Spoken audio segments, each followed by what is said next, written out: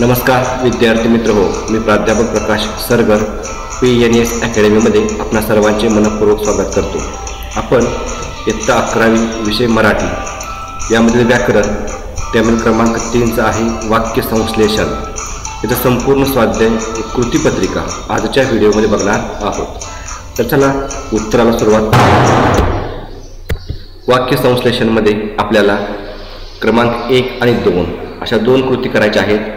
क्रमांक 1 ला दिलेला आहे खालील वाक्यांचे संयुक्त मिश्र व केवळ वाक्य असे वर्गीकरण करा। यामध्ये एकूण 6 वाक्य दिलेले आहेत आणि त्यांचं संयुक्त मिश्र व केवळ मध्ये वर्गीकरण करायचं आहे। आणि क्रमांक 2 आहे सूचनेनुसार वाक्य संश्लेषण करा। यामध्ये एकूण 5 वाक्य दिलेले आहेत आणि वाक्यांच्या समोर सूचना दिलेली आहे केवळ वाक्य करा। म्हणजे क्रमांक 1 आपला केवळ वाक्य करायचं आहे। असं प्रत्येक ठिकाणी सूचना दिलेल्या आहेत, त्या पद्धतीने वाक्यात बदल करायचा आहे। तर चला पहिल्यांदा आपण क्रमांक 1 चा जो प्रश्न आहे तो सोडवूया। क्रमांक 1 मध्ये काय सांगितलं आहे, खालील वाक्यांचे संयुक्त मिश्र व केवळ वाक्य असे वर्गीकरण करा। तर आपण ते वर्गीकरण करूया। बघा पहिल्यांदा आपण घेऊया संयुक्त वाक्य कोणकोणते आहेत ती। आता यामध्ये एकूण जी 6 वाक्य आहेत त्या 6 वाक्यांपैकी 2 वाक्य ही संयुक्त वाक्य म्हणून दिलेली आहेत। यामध्ये 1 सोनाली चहा किंवा कॉफी घेते।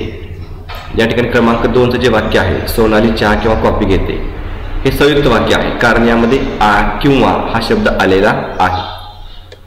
क्रमांक 2 चे वाक्य आहे आम्ही मुंबईला पोहोचलो आणि खूप अडचणी निर्माण झाल्या।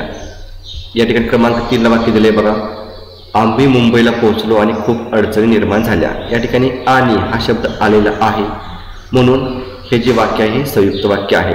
अशा पद्धतीने यावरील वाक्यांपैकी ही 2 वाक्य ही संयुक्त वाक्य आहेत। यानंतर बघा मिश्र वाक्य दिलेल्या एकूण 6 वाक्यापैकी 3 वाक्य ही मिश्र वाक्य आहेत। यामध्ये मध्येच वाक्याच्या स्वल्पविराम आलेला असतो। त्यामध्ये क्रमांक 1 आहे मी माणसे मोजून पाहिली स्वल्पविराम पण ती 8च भरली। हे जे पहिलं वाक्य आहे हे मिश्र वाक्य आहे, मी माणसे मोजून पाहिली पण ती 8च भरली। क्रमांक 2 आहे पाऊस पडला स्वल्पविराम तर शेतकरी वर्ग आनंदी होईल। बघा या ठिकाणी क्रमांक 4 चे वाक्य आहे पाऊस पडला स्वल्पविराम तर शेतकरी वर्ग आनंद होईल। तिसरं वाक्य आहे सर म्हणाले की प्रामाणिक प्रयत्नाने यश मिळते। तर प्रयत्न हा शब्द आहे। 6वं वाक्य आहे बघा सर म्हणाले की प्रामाणिक प्रयत्नाने यश मिळते। हे सुद्धा मिश्र वाक्य आहे। आता शेवटचं वाक्य आहे केवळ वाक्य। यामध्ये बघा एकच वाक्य आहे मुले बागेत खेळली ती खूप दमली। क्रमांक 5 चं वाक्य आहे मुले बागेत खेळली ती खूप दमली। या ठिकाणी काय केलं आहे 2 वाक्य दिलेत। मुले बागेत खेळली वेगळं आहे, इथं फुल स्टॉप दिलाय। ती खूप दमली इथं फुल स्टॉप आहे। म्हणजे हे 2 वेगवेगळे वाक्य आहेत आणि यामध्ये आणि किंवा व स्वल्पविराम वगैरे काही आलेलं नाही। म्हणजे हे जे वाक्य आहे ते केवळ वाक्य आहे। आता यानंतर क्रमांक 2 ची कृती आहे सूचनेनुसार वाक्य संश्लेषण करा। क्रमांक 1 आहे तो उत्तीर्ण झाला सर्वांना आनंद झाला। केवळ वाक्य करायचं आहे। आता आपण सूचनेनुसार वाक्य तयार करूया। केवळ वाक्य कसं होईल, तो उत्तीर्ण झाल्यामुळे सर्वांना आनंद झाला। म्हणजे तो उत्तीर्ण झाला, झाल्याचं काय झालंय झाल्यामुळे सर्वांना आनंद झाला। अशा पद्धतीने हे केवळ वाक्य होईल। क्रमांक 2 आहे श्याम घरी आला वादळाला सुरुवात झाली। आता हे मिश्र वाक्य करायचं आहे। मिश्र वाक्य कसं होईल, श्याम घरी आला तेव्हा वादळाला सुरुवात झाली। तिसरं वाक्य आहे आम्हाला शिकवायला नवीन शिक्षक आले आमच्या अडचणी दूर झाल्यात। संयुक्त वाक्य करा। हे संयुक्त वाक्य कसं होईल बघा, आम्हाला शिकवायला नवीन शिक्षक आले म्हणून आमच्या अडचणी दूर झाल्या। क्रमांक 4 चे वाक्य आहे माझे वडील म्हणाले मला तुझे यश बघून तुझा अभिमान वाटला। मिश्र वाक्य करा। इथं 2 वाक्य दिलेत, त्याचं मिश्र वाक्य करायचं आहे।